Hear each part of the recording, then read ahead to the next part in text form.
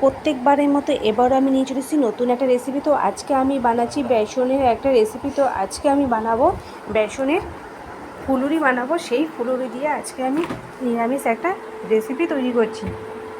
আর এই রেসিপি বন্ধুরা আমার নিজের নয়, এটা কিন্তু বহুত পুরনো একটা রেসিপি। এটাকে কিন্তু আমি তোমাদের সাথে শেয়ার করছি। এটা কিন্তু অনেক দিনের পুরনো একটা রেসিপি।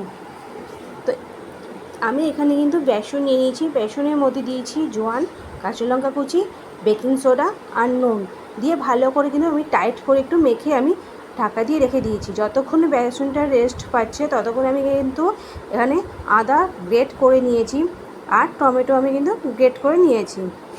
এখানে আমি তেল গরম করে নিয়েছি।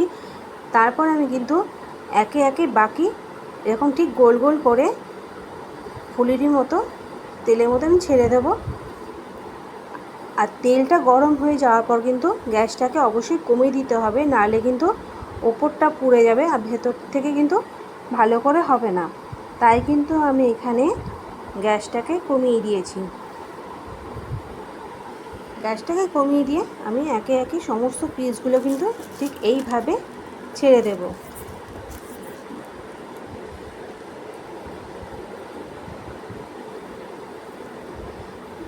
আমি যেরকম বললাম বন্ধুরা, এই রেসিপি কিন্তু বহুত পুরনো রেসিপি। এটা কিন্তু আমার মা ঠাকুমারা কিন্তু মাঝে মধ্যে এটা করতো। যখন দেখতো যে ঘরে কিছু নেই, বাজার দোকানে যেতে পারছে না, তখন কিন্তু তারা এরকমই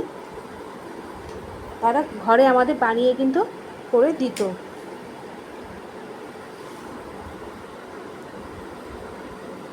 আর এই রেসিপিটাই আজকে আমি কিন্তু শেয়ার করছি।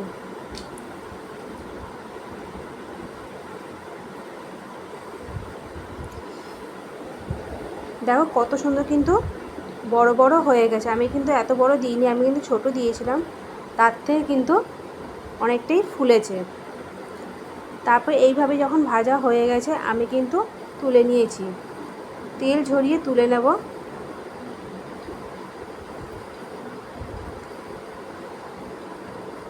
আর এখানে আমি কড়ার মধ্যে তেল গরম করে কিন্তু নুন আর হলুদ দিয়ে আলু ভেজে নিয়েছি। একটু আলু না দিলে কিন্তু জিনিসটা ভালো লাগে না, তাই কিন্তু আমি বেশি নয় একটাই আলু দিয়েছি, একটু ছোট ছোট করে।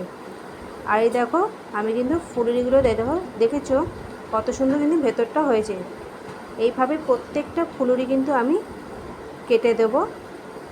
কেটে দিলে কি হবে, ভেতরে কিন্তু তেল মশলাগুলো ভেতরে ঢুকবে আর খেতে কিন্তু বেশ ভালো লাগবে।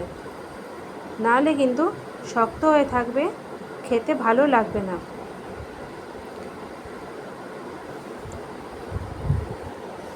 এইভাবে কেটে আমি ফুলুরিগুলো সাইড করে রেখে দিয়েছি। আর এখানে আলুটা যখন ভাজা হয়ে গেছে তার মধ্যে আমি দিয়েছি জিরে ফোড়ন আর তেজপাতা। জিরে আর তেজপাতা দেওয়ার পরে আমি দিচ্ছি এখানে আদা আর টমেটো দিয়ে ভালো করে কিন্তু একটু নেড়ে নেব। তারপর দিয়ে দেব নুন, হলুদ, জিরে গুঁড়ো,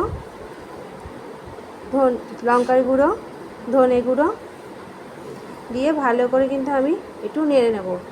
যেহেতু মশলাটা একটু পুড়ে যাচ্ছিলো, তাই কিন্তু আমি সামান্য পরিমাণে একটু জল দিয়ে নিলাম যাতে মশলাটা ভাজা যায়। ঠিক মশলা ভাজার মতো অল্প একটু তেল দিয়ে কিন্তু আমি ভালো করে মশলাটাকে আমি ভেজে কষিয়ে নেব। মশলাটা দেখো ভালো মতো কিন্তু ভাজা ভাজা হয়ে গেছে। তারপর আমি দিয়ে দেব অল্প পরিমাণে জল। আর আলুও কিন্তু এখানে সেদ্ধ হয়ে গেছে, যেহেতু ভাজা হয়েছে ভালো করে, তাই কিন্তু আলুও সেদ্ধ হয়ে গেছে। এই দেখো আলু কিন্তু পুরোপুরি সেদ্ধ হয়ে গেছে। আর এই জলটা যে আছে এই একটু কমে যখন আসবে, তারপরে কিন্তু আমি ফুলুরিগুলো দিয়ে দেবো।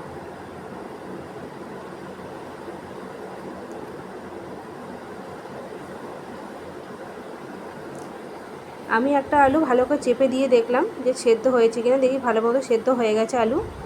তারপর আমি দিয়ে দিচ্ছি এর মধ্যে ফুলুরিগুলো। একটু জল থাকতে ফুলুরিটা দিতে হবে, তাহলে কিন্তু ফুলুরিটা ভালো করে সেদ্ধ হবে আর ভেতরে কিন্তু তেল মশলাটা ঢুকবে।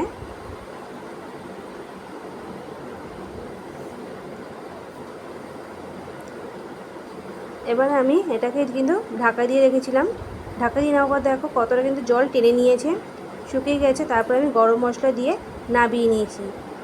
আমার আজকে তৈরি হয়ে গেছে ফুলুরি দিয়ে একটা রেসিপি। এটা কিন্তু ভাত রুটি দুটোর সাথে কিন্তু অসাধারণ খেতে লাগে। এই দেখো ভেতরে কিন্তু কত সুন্দর তেল মশলা দুটোই কিন্তু ঢুকেছে।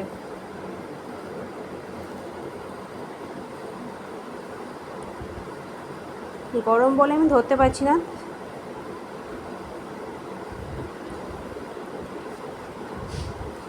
ঠিক এইভাবে তোমরা ঘরে করে দেখো, এটা কিন্তু অসাধারণ একটা রেসিপি।